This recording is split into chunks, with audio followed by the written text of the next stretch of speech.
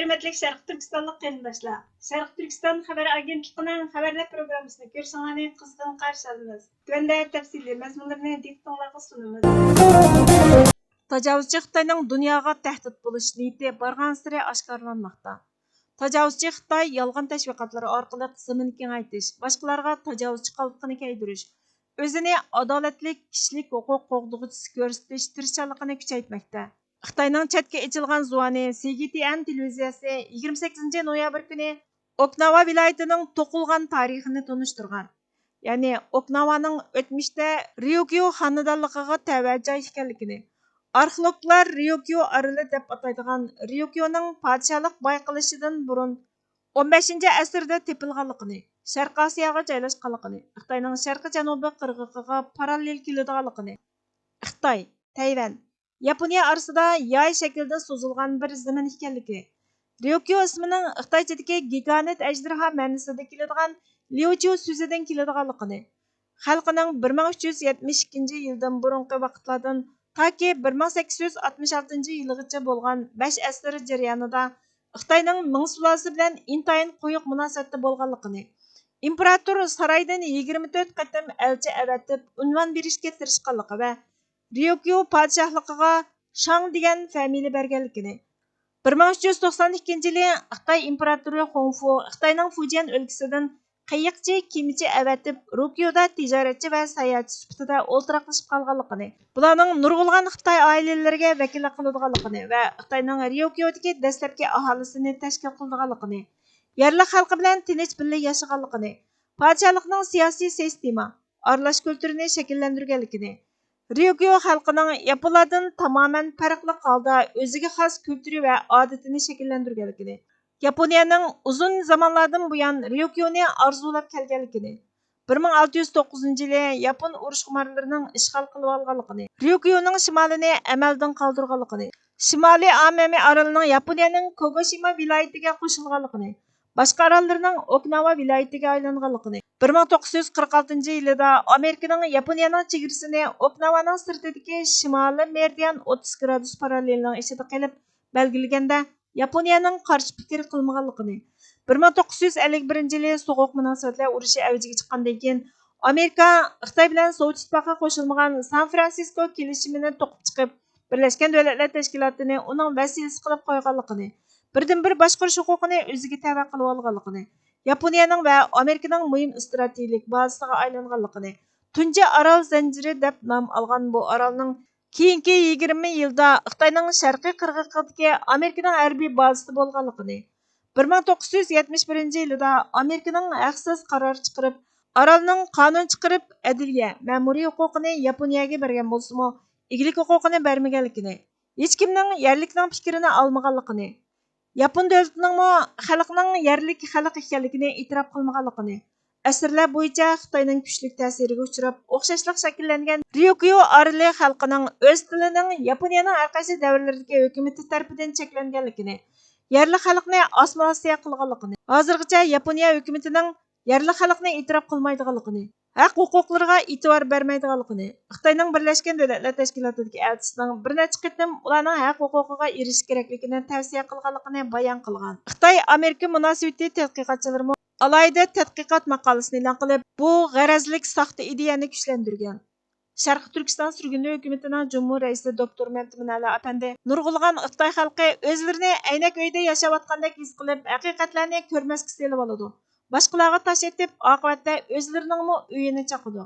O'zi Sharq Turkiston va Tibetni mustamlika qilib olgan mustamlikchi davlatning boshqalarning mustamlikchiligini muzokara qilishga urinishini ko'rish nihoyat hayron qolarlik ish. Osiyodagi haqiqiy kuch tangpunligi faqat Xitoy Sharq Turkiston va Tibet qatorliq ishg'ol qilingan rayonlardagi mustamlikchiligini to'xtatib, ota-bobolarning zaminiga qaytib kelganda ondan amalga oshadi dedi. 20 yildan ortiq vaqtdan buyon yumshoq detal va sun'iy aql sohasida tirishib kelayotgan, o'zliksiz natijalarni qo'lga keltirgan Palantir Texnics'ning texnik direktori, ijroiya ministri yordamchisi Shyam Sankar ijtimoiy axborot suhbati X'da buningga qarata Xitoyning tajovuzchiligini oshkorlab, asli nomi Sharq Turkiston, Shinjang emas, Sharq Turkiston tarixda Xitoyning ayrilmas bir qismi deb qaralib kelmagan, balki Xitoylar tarafidan mustamlika qilingan dedi. Şərqi Türkistan sürgündə hökumətinin Tashqi ishlar və bexatarlik ministri Salih Xudoyor haqiqatni so'zligingiz uchun rahmat sizga Shiyam Sankar. Dünya Uyg'urlarning asli makonining ismi Şərqi Türkistanning qo'llanishi Xitoyning ishg'ol ma'nosini bildiradigan saxtipaz atalg'usi Şinjanni rad qilishi kerak. Şərqi Türkistan azaldan Xitoyning bir parchasi bo'lib boqmadi va мәңгі болмайды. Şərqi Türkistan işğal qılınğan dövlət dedi. Salih Xudoyor Xitoyning ta'tir təşviqatlarına izchil turda dalil isbotlar bilan radiya berishni davomlashtirib kelmoqda. Xalqimizning ichidan chiqqanligidan shubha tug'diradigan Alfira ismli Xitoy ko'tamchisi Xitoyning Amerikaga siyosiy va iqtisodiy tahdid elib keladiganligini, atalmish Şinjanni Xitoydan ayiritish, boyliqlaridan foydalanish maqsadida Amerikaning Şərqi Türkistonni o'tirg'a chiqarganligidan iborat g'arazlik saxta bayonotni o'rtoqlashib, Amerika Tashqi ishlar ministrligi xotirlashdan burun Şərqi Türkistan deydigan bir atalg'u tarixning hech qanday yerida xotirlanmagan degan. Şərqi Türkistan sürgündə hökumətinin Tashqi ishlar və bexatarlik ministri Salih Xudoyor tarixdagi Şərqi Türkistan dövləti tushirilgan xaritani ko'rsatib, tarixiy xotirlar shuni aniq ko'rsatdiki, Şərqi Türkistan Amerika barliqqa kelishdan burun, ya'ni 1730-yildan burun hujjatlashtirilgan. Türkistan kelimesi 5. asrlarda xotirlangan. Xitoyning aldamchi tashviqoti Şərqi Türkistan haqiqatlarini buzg'unchilikqa uchratolmaydi. Şərqi Türkistan azaldan Xitoyning bir parchasi bo'lib boqmadi va mangu bir parchasi bo'lmaydi dedi. Yuqori darajalik Uyg'ur amaldori musulmonlarning Xitoyning ziyonkashligiga sukutda turadiganligini aytdi nomli bir maqola e'lon qilindi. The Gateway Pandit xabar to'ri 17 noyabr kuni yuqori darajalik Uyg'ur amaldori musulmonlarning Xitoyning ziyonkashligiga sukutda turadiganligini aytdi nomli bir maqola e'lon qilgan bo'lib, maqolada mundaq deyildi. Donald Trump siyosiy hayotini chet el hukumatlarining Amerikani ishlatishiga yo'l qo'ymaslik asosida qurgan. Bu prinsip uning Beyjingning adolatsiz qilmishlari va iqtisodiy harakatlari sababidan Xitoyni javobgarlikka tortishdagi Xitoyga qartilgan keng ko'lamli savdo kun tartibi orqali qayta jazmlashtirildi. Uning siyosati Trumpning Amerikaning iqtisodiy raqobat kuchi va davlat bexatarligiga zarur bo'lgan boyliqlar uchun diktator tuzumga tayinib olmaydiganligiga bo'lgan ishonchisini aks ettirdi. Shundaqdimi Xitoyning dunyoviy afzalligi faqat uning nodir tuproq ilmitlari ishlab chiqarishdagi ustunligiga bog'liq emas. Har yili 10 minglagan Turkiya xalq yangi yer ma'nosida keladigan Xitoy Şinjan deb ataydigan Şərqi Türkistondagi uylardan majburiy emgak selish uchun Xitoyga elib ketiladi. 1949 yili 10 ayning 12 kuni Xitoy Kompartiyasi Şərqi Türkistonga tajovuz qilib, 1955 yili uni Şinjan Uyg'ur avtonom rayoni deb bekitib, rayonga bo'lgan kontrolligini mustahkamladi. Trump bu sistemaning haqsiz savdo qilmishlariga qarata hozirgacha hech qanday besim qilmadi. Majburiy emgak bilan munosabatlik mahsulotlarga qartilgan nishonliq tamojnachi Xitoyning eng chong ojizliklarining biriga zarba berish bilan birga Amerikaning savdo siyosatining faqat iqtisodiy kuchini orttirish uchun emas, balki insoniy izzat hurmatni asos qilish kerakligini isbotlaydi. Jurnalistlar tekshirish idorasi New York vaqt gazeti va Der Spiegel bilan hamkorlashib, taxminan 12 million Uyg'ur yashaydigan Şərqi Türkistondan 11 o'lkadagi 75 zavod o'rnini aniqladi. Tekshirishchilar 11 mingdan ortiq qul emgakchi yo'tkash vaqasini xotirladi. Faqat Jiangsu o'lkasida yerlik amaldorlar 39 ming Uyg'urning qul emgaki bilan shug'ullanishga majburlanganligini xabar qildi. Bu zavodlar Alma, Volkswagen, Tesla va Samsung qatorliq cho'ng davlatlararo shirkatlarni ta'minladi. Tadqiqotchilar yana Uyg'ur majburiy emgak kuchi bilan munosabatli o'rinlardan 145 mingdan ortiq eksport mollarini izqo'qlab, dunyoviy ta'minlash zanjirining zo'rlash bilan qanchalik cho'nqur bo'lganligini ko'rsatib berdi. Xitoyning bu sohalardagi tannarq afzalligi faqat yordam puli yoki sanoat siyosatining natijasi emas, balki qul emgakining natijasi.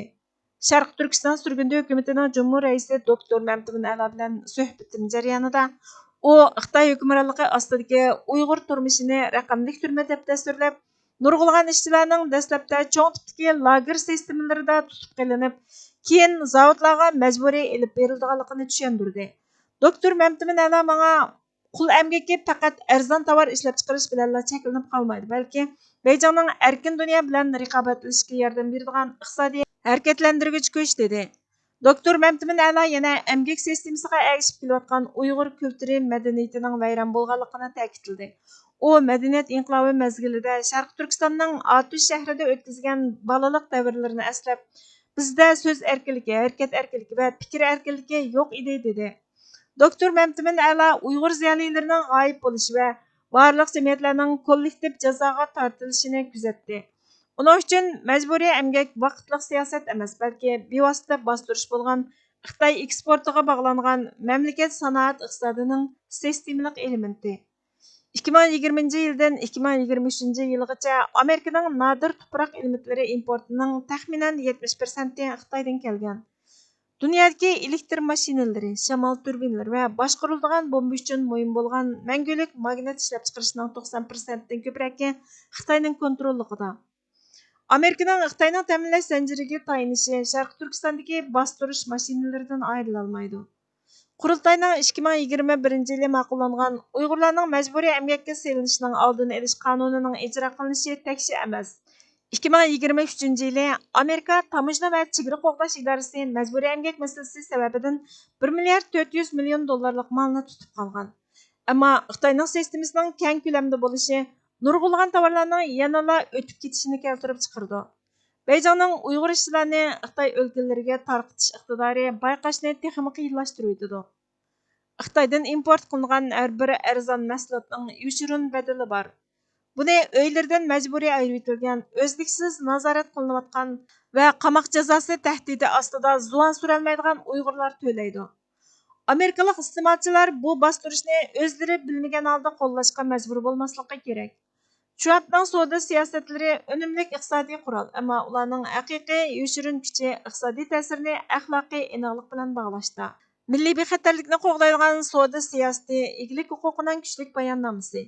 Majburiy emgakni jazolaydigan savdo siyosati Xitoyning iqtisodiy modelining asosiga bevosita xiris elib keladi. Agar Trump Amerikaning muvaffaqiyatini qo'lga keltirmoqchi bo'lsa, u Xitoyning chiqimini tuvanlatish uchun qo'llanayotgan insoniyatga xilof qilmishlarga qarshi turishi kerak. Savdo siyosati faqat Amerikani kuchli tutib qolmay, yana Xitoyni insonlarni qo'l qilish badaliga qurgan iqtisodiy sistemasidan javobgarlikka tortadi deyildi. Vatan mustaqilligi harakati sharaflar ichida eng ulug', badali og'ir, tavakkulchiliklari ko'p bo'lgan qutlug' harakatdir. Bu harakatning ulug'ligi shuningdek, uning yo'lida o'lish shahidlikni, saqlash g'oziylikni, qoldirgan izlar qahramonlikni baxshanda qiladi. Qazangan sharaflar o'z navbatida millatga, xalqqa keltirgan shon-sharaf sifatida taqdirlanadi. Avlodma-avlod duoyi salomlar bilan, madhiya olqishlar bilan yod etiladi. Milliy xotiraga o'chmas tarix bo'lib tutilish mana bu tarzda ro'yobga chiqadi. Bu harakatning badalining og'ir bo'lishi shuningdek, har turli yakka va kollektiv manfaatlar uning manfaatiga xizmat qiladi. Shaxsiy doirasidan halqmaydigan mol, oila, yuz-obro'y, mansab, jon qatorliq to'lashga tegishli barcha badallar uning yo'lida pido qilinadi. Uning ozodligi yo'lida kishilikka chetiladigan barcha erkinliklar bo'g'ilishga tayyor turdi. Yuz kelganda uning hayotligi uchun mamotliq vazifaga aylanadi. Bu harakatning tavakkulchiliklarining ko'p bo'lishi shuningdek, uning yo'li bog'i bo'stonlikqa tutashgan tikanlik yo'ldir. Bu yo'l irodani tavlaydigan, toki nafasdan qolganga qadar ko'rminglagan sinoqlar, imtihonlar, peshkanliklarga to'lgan go'yo pilsirat ko'vriki misoli qildan inchiki yo'ldir. Bu yo'lda salla irodasi bo'shagan, ko'zi qo'rqqan, manzilga qarab ilgarilashda tamtirgan, oldi orqasiga qarab andikan hamon teyilish, yiqilish, do'mlab tushish hech gap emas. Manzilgohning yo'li bo'lgan Firdavsga tutashgan relisning asfali safilning relisiga almashib qolishi, yillab qilingan ajrning birla anda ko'pikka aylanishi har zamon mumkinchilik doirasidadir. Shunga bu yo'l kishidan doimo saq turishni, shuurliq bo'lishni, bosgan qadamlar uchun farosat nurini chiroq qilib olishni talab taqozo qiladi. Bu yo'lga qadam olmoq ma'lum ma'nodan aytganda oldin kepallikni hozirlab qo'yib otlanishni shart qilgan bo'ladi. Vatanni moddiy va ma'naviy ishg'oldan ozod qilish ko'rishidan iborat bu qutlug' yo'l vazni, xarakteri va istiqboli e'tibori bilan yuqorqi 3 nuqtaga markazlashtirgan chog'da vatan yukini zimmasiga ortish salohiyatini qo'lga keltiruvchilarning o'z navbatida bu yo'lning shart va taqozolarga uyg'unligini iddia qiluvchilar ekanligi o'ttirg'a chiqadi.